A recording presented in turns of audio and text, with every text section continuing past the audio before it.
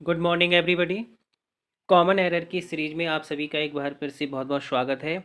और इस video lecture में हम कॉमन एरर से रिलेटेड क्वेश्चन सॉल्व करेंगे। और ये कॉमन एरर से जो रिलेटेड क्वेश्चंस होते हैं वो हर कंपटीशन में पूछे जाते हैं, जैसे आपका डीजीटी हो गया, पीजीटी हो गया, एसएससी हो गया, एनबीएस हो गया, या फिर अभी ये जो रिसेंटली जो वैकेंसी आई हुई है केबीएस की, उसमें भी इसको पूछा जाता है। तो आइए फाइंड आउट करते हैं एरर पार्ट, इफ़ एनी। अगर है तो उसको फाइंड आउट करते हैं, नहीं है तो डी पर मार्क करेंगे। ठीक है, तो क्वेश्चन नंबर 1 दिया है, he will certainly help you if you will ask him in a pleasant manner. तो इसमें इफ़ वाला क्लास दिया है, इसमें दो क्लास हैं। एक इफ़ वाला क्लास है जो कि सबॉर्डिनेट क्लास है, और एक है हमारा principal clause, he will certain help you.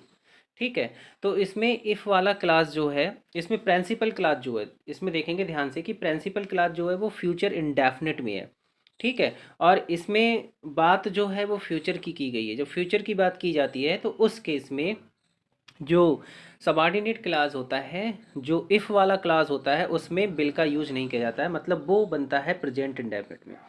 तो इफ़ वाला क्लास जो होता है वो प्रेजेंट इंडेफिनिट बनता है, तो यहाँ पर बिल नहीं होगा। तो यहाँ पर सब्जेक्ट के बाद बी फर्स्ट होगा, आस्क। ठीक है, और प्रिंसिपल क्लास में बिल का यूज किया जाएगा, मेन क्लास जो होता है उसमें बिल का यूज किया जाएगा। तो इसमें बी वाले पार्ट में एरर दिया है। क्वेश्चन नंबर 2 दिया है, the wardens forbade the student from leaving the hostel. तो इसमें फॉरवेड वर्ड दिया है। फॉरवेड माने क्या होता है, मना किया। ठीक है, मना किया। तो इसमें क्या होता है, मना किया, इस वाले सेंटेंस में जो होता है, यहाँ पर फॉरवर्ड के बाद टू प्लस बी फर्स्ट का यूज होता है। सेंटेंस में अगर फॉरवर्ड या फॉरवर्ड दिया है तो टू प्लस बी फर्स्ट का यूज होता है। लेकिन यहाँ पर क्या दिया, यहाँ पर दिया है फ्रॉम। ठीक है, तो यहाँ पर हमें क्या करना पड़ेगा, टू प्लस लीव करना होगा। तो फ्रॉम लिविंग को रिप्लेस करेंगे टू लीव से। तो यहाँ पर टू लीव होगा, LEAVE, लीव। तो इसमें सी वाले पार्ट में एरर है। क्वेश्चन नंबर 3 दिया है, you must either tell me the whole story or at least. यहाँ हम देखेंगे कि ये जो सेंटेंस है वो आइदर और आइदर और एक जो पेयर होता है उससे जुड़ा हुआ होता है। ठीक है, आइदर के साथ क्या आता है, आर आता है, ये सही है। ठीक है, आइदर के साथ क्या आता है, आर आता है। At least the first half of it.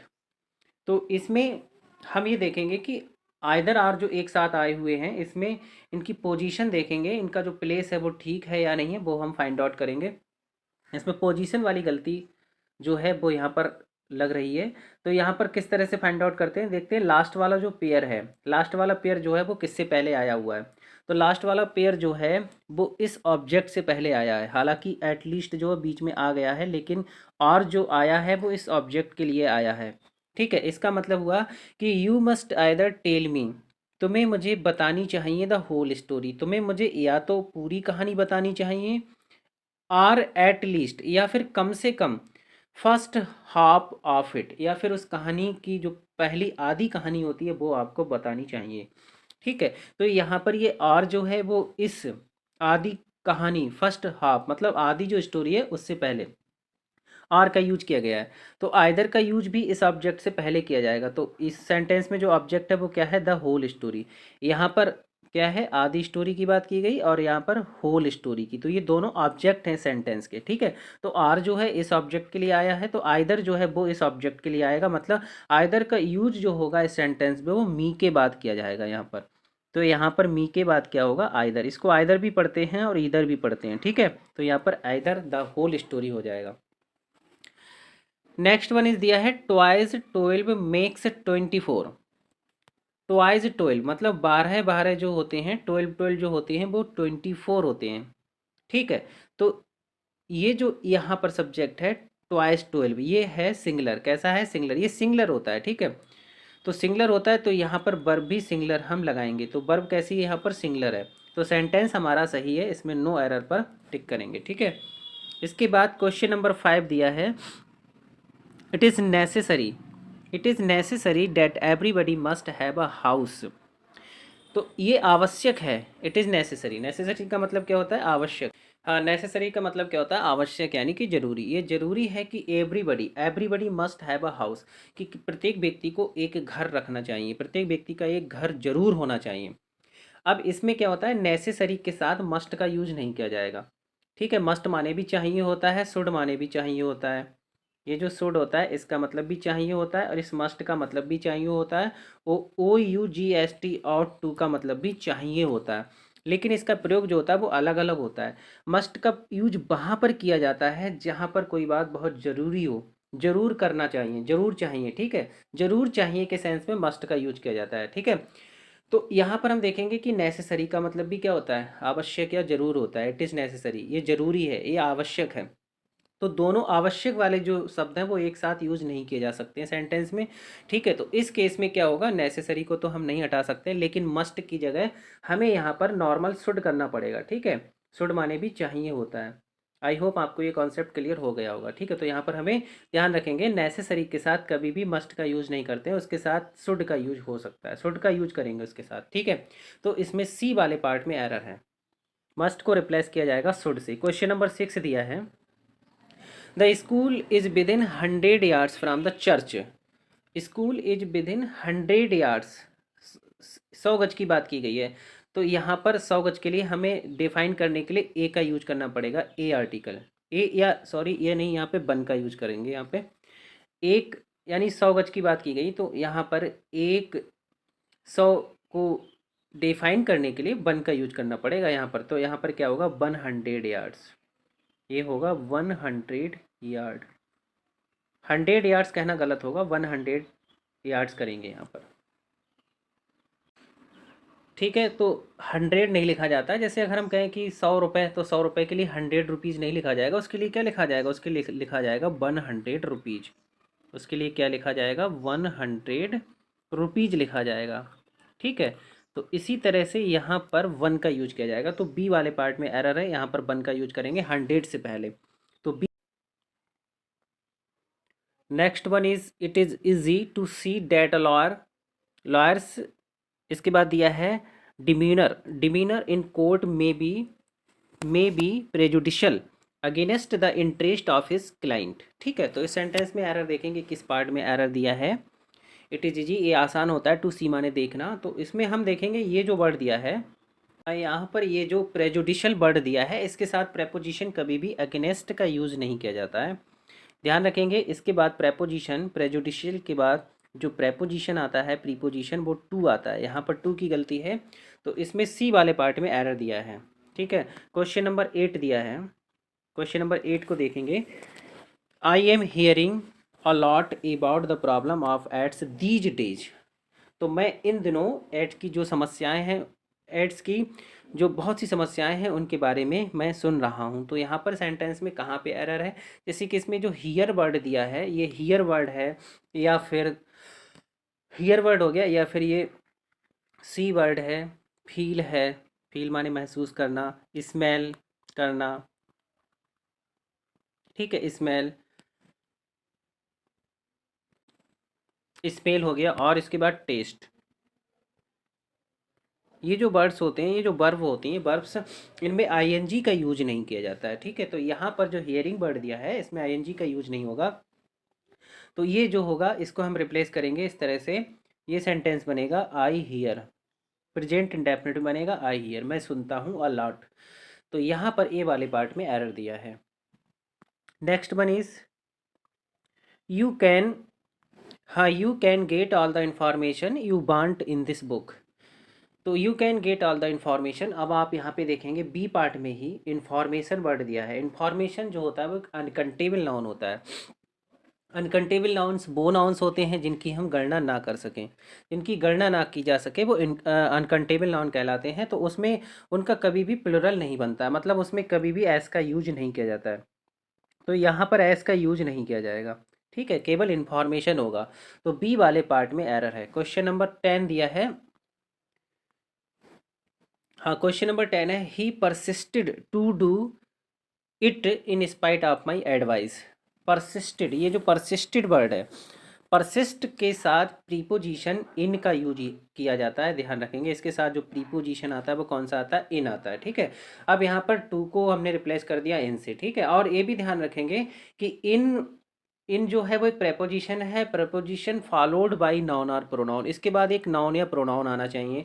यहाँ पर डू जो है वो एक वर्ब है। अब हम इस वर्ब को नाउन कैसे बनाएंगे, जब हम इसमें आईएनजी का यूज करेंगे। किसका यूज करेंगे, आईएनजी का, ठीक है। तो वर्ब में आईएनजी लगने से वो वर्ब जो होती है वो नाउन में बदल जाती है। मतलब ये कौन सा नाउन होता है, इसको हम जीरंडियल नाउन भी कह सकते हैं, ये जीरंड बन जाता है, इसको जीरंडियल नाउन भी कहते हैं और इसको वर्बल नाउन भी कहा जाता है, ठीक है। तो ध्यान रखेंगे, अगर प्रेपोजिशन के बाद कोई वर्ब आ रही है तो उसमें आईएनजी ऐड करी जाएगी, ठीक है, उसमें आईएनजी को ऐड किया जाएगा। तो इसमें बी वाले पार्ट में एरर है, तो यहाँ पर क्या हो जाएगा, इन डूइंग हो जाएगा। टू डू को रिप्लेस किया जाएगा इन डूइंग से। नेक्स्ट वन इज, हाँ ये वाला सेंटेंस देखेंगे। सेंटेंस तो बड़ा है लेकिन आसान है, ज़्यादा टफ नहीं है। The prime minister has sad that India would not have spent.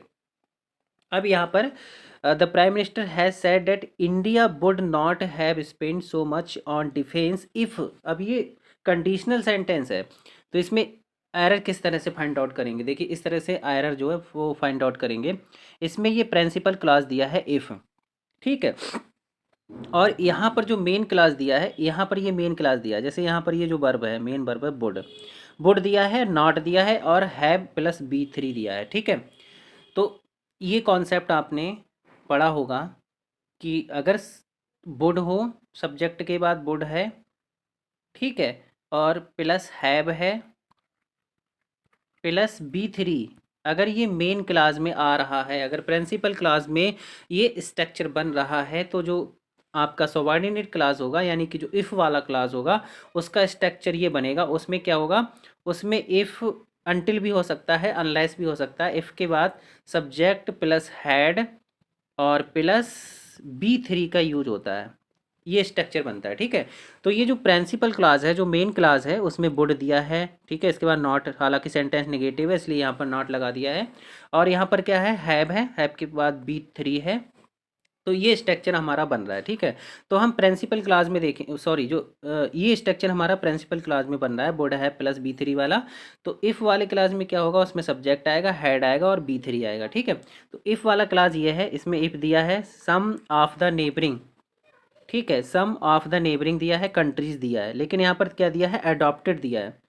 यहाँ पर क्या दिया है, एडॉप्टेड, ठीक है। तो हमें यहाँ पर ये इतना सब्जेक्ट हो गया, हाँ ये इतना जो है वो क्या हो गया, सब्जेक्ट हो गया, यहाँ तक ये सब्जेक्ट हो गया। इस सब्जेक्ट के बाद यहाँ पर क्या आना चाहिए, हेड आएगा, ये इतना सब्जेक्ट हो गया कंट्रीज तक, ठीक है। फिर हेड आएगा, हेड के बाद क्या आएगा, B3 आएगा, ठीक है। तो यहाँ पर कंट्रीज के बाद क्या हो जाएगा, कंट्रीज के बाद यहाँ पर आएगा हेड और हेड आएगा यहाँ पर, ठीक है। अडॉप्टेड ऑलरेडी थर्ड फार्म में है, ये सेकंड फार्म में है, हेड लगने से थर्ड फार्म हो जाएगी ये, ठीक है। तो हेड यहाँ पर लगा देंगे, कंट्रीज हैड अडॉप्टेड हो जाएगा द पॉलिसी। तो इसके किस पार्ट में एरर है, तो इसमें ये जो बी पार्ट है, बी पार्ट सही है, यहाँ सी वाले पार्ट में, सी वाले पार्ट में एरर दिया है, ठीक है। इसके बाद next one is the house is costing. अब इसमें dead house is costing me 10,000 rupees, मतलब इस घर की, उस घर की जो कीमत है वो लगभग 10,000 रुपये है, 10,000 रुपीज़ के आसपास। तो यहाँ पर कीमत की बात की गई, कॉस्टिंग। तो ये कॉस्टिंग, ये कॉस्ट जो वर्ड होता है, इसमें आईएनजी का यूज नहीं करते हैं हम, ठीक है। जैसे कॉस्ट है, कीप है, ये कुछ ऐसे वर्ड्स होते हैं। जैसे अभी आपने कुछ वर्ड्स अभी पढ़े थे, कौन कौन से word, see, hear, feel, smell, taste, उसमें आईएनजी का यूज नहीं करते। इसी तरह से कुछ वर्ड्स और भी होते हैं, जैसे कॉस्ट है, कीप है, एक कीप वर्ड है, ठीक है, इसमें आईएनजी का यूज नहीं करेंगे। कंटेन है, CONTAIN, कंटेन है, इसमें आईएनजी का यूज नहीं करेंगे, ठीक है। कंप्राइज वर्ड है, COMPRISE, कंप्राइज वर्ड है इसमें। और एक कॉन्सिस्ट वर्ड है, CONSIST, कॉन्सिस्ट वर्ड है। ये कुछ ऐसे वर्ड है जिसमें आईएनजी का यूज नहीं किया जाएगा। तो इसमें क्या करेंगे, हम आईएनजी हटा देंगे और यहाँ पर इज भी हटा देंगे, मतलब कॉन्टिन्यूस का यूज यहाँ पर नहीं किया जाएगा, प्रेजेंट इंडेफिनिट का यूज करेंगे। तो यहाँ पर क्या हो जाएगा, COSTS हो जाएगा, कॉस्ट्स। ये सिंगलर है तो वर्ब भी यहाँ पर सिंगलर हो जाएगी। तो इसमें बी वाले पार्ट में एरर है। Next one is I wonder how am I to do it. तो देखते हैं इसमें कहाँ पे एरर दिया है। ये सेंटेंस जो है वो कैसा है, असर्टिव है, ठीक है। हालांकि इसमें ये जो क्लास जो है वो इंट्रोगेटिव है।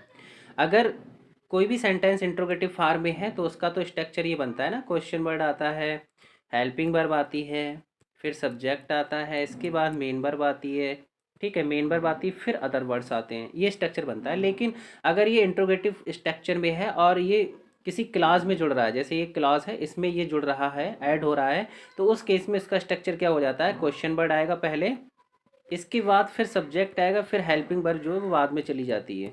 जैसे डायरेक्ट से जब इनडायरेक्ट चेंज करते हैं इंट्रोगेटिव का, तो उसमें क्या होता है, सब्जेक्ट आता है, ठीक है, पहले सब्जेक्ट आता है, क्वेश्चन वर्ड आता है, उसके बाद सब्जेक्ट आता है, फिर हेल्पिंग वर्ब आती है, फिर मेन वर्ब आती है। इसी तरह से यहाँ पर क्या देखेंगे हम, यहाँ पर इस सेंटेंस में क्वेश्चन वर्ड दिया है, सब्जेक्ट पहले आएगा यहाँ पर, तो ये क्या हो जाएगा, हाउ आई एम हो जाएगा, ठीक है। तो इसमें बी वाले पार्ट में एरर है, बी वाले पार्ट में एरर दिया है। इसके बाद क्वेश्चन नंबर 14 दिया है, the word comprises good and bad people. संसार जो है वो अच्छे और बुरे लोगों से भरा हुआ है, ठीक है। बल्कि सेंटेंस का सेंस क्या जा रहा है, सेंटेंस का सेंस ये जा रहा है कि संसार जो है वो अच्छे लोगों से और बुरे लोगों से भरा हुआ है। लेकिन यहाँ पर इस सेंटेंस का सेंस ये है कि संसार जो है वो अच्छे और बुरे लोगों से भरा है। अच्छे लोग अच्छे और बुरे होते हैं, लेकिन इसका सेंस ये जा रहा है कि संसार में अच्छे लोग भी हैं और बिल्कुल बुरे लोग भी हैं। तो इस सेंस के अकॉर्डिंग हमें यहाँ पर गुड से पहले पीपल का यूज करना पड़ेगा, यहाँ पर भी पीपल का यूज करेंगे, पीपल, ठीक है। तो ये बनेगा the bird comprises good people and bad people. तो इसमें किस वाले पार्ट में एरर है, सी वाले पार्ट में एरर दिया है। इसके बाद नेक्स्ट क्वेश्चन दिया है, हाँ नेक्स्ट दिया है, 2/3 ऑफ द बुक बर रोवेश। इसमें दिया है 2/3, ये 2/3 दिया है, ठीक है, 2/3, 2/3 हो या फिर,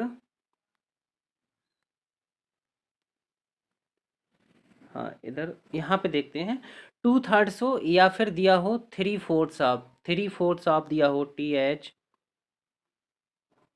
3/4 ऑफ दिया हो, या फिर ये दिया हो, या 2/3 ऑफ दिया हो, तो इसके बाद आने वाला जो नाउन होता है वो पहली बात तो सिंगुलर होता है, ठीक है।